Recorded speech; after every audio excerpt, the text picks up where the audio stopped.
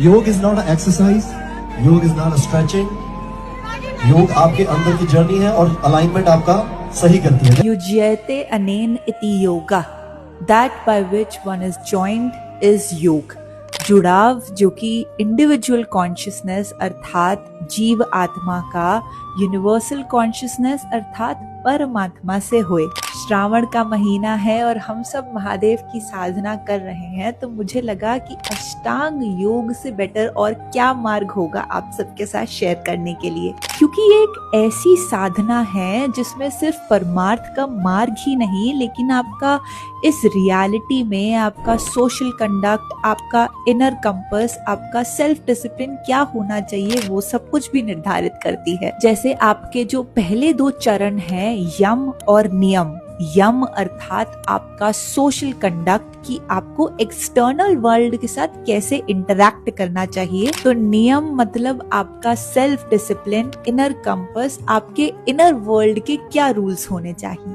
यम के फिर 5 चरण होते हैं, जिसमें पहला आपका होता है अहिंसा, प्रिंसिपल ऑफ नॉन वायलेंस। और यहाँ पे मैं हाथापाई की बात नहीं कर रही। आप अगर उत्तेजित होकर किसी पे अपना आपा खो देते हैं, आवाज उठा लेते हैं, और even the thought of violence itself is against this principle. फिर दूसरा सत्य, प्रिंसिपल ऑफ ट्रूथफुलनेस, और यहाँ पर वो भी आता है कि जब हम अपने आप को डिफेंड करते हैं कि किसी को दुख ना पहुंचाने के लिए।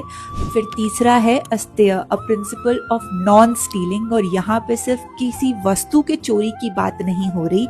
चोरी आप किसी के प्राइड, उनकी सेल्फ एस्टीम की भी करे तो वो चोरी मानी जाती है। फिर ब्रह्मचर्य, प्रिंसिपल ऑफ सेलिबेसी। अगेन यहाँ पर ये चरण हमें ये नहीं समझा रहा कि आप सब कुछ छोड़ के ब्राह्मण बन जाएं, लेकिन आप अपने डिजायर्स, अपने थॉट्स, अपने एक्शंस पे स्टेबिलिटी लाके उन्हें कंट्रोल करें।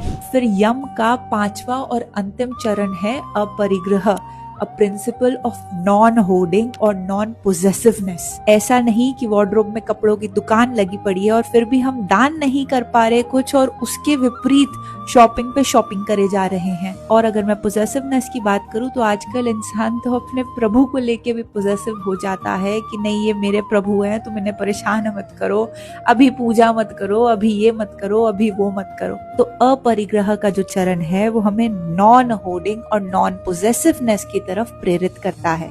वैसे ही नियम में भी 5 चरण है जो कि अगली रील में हम समझते हैं। हर हर महादेव।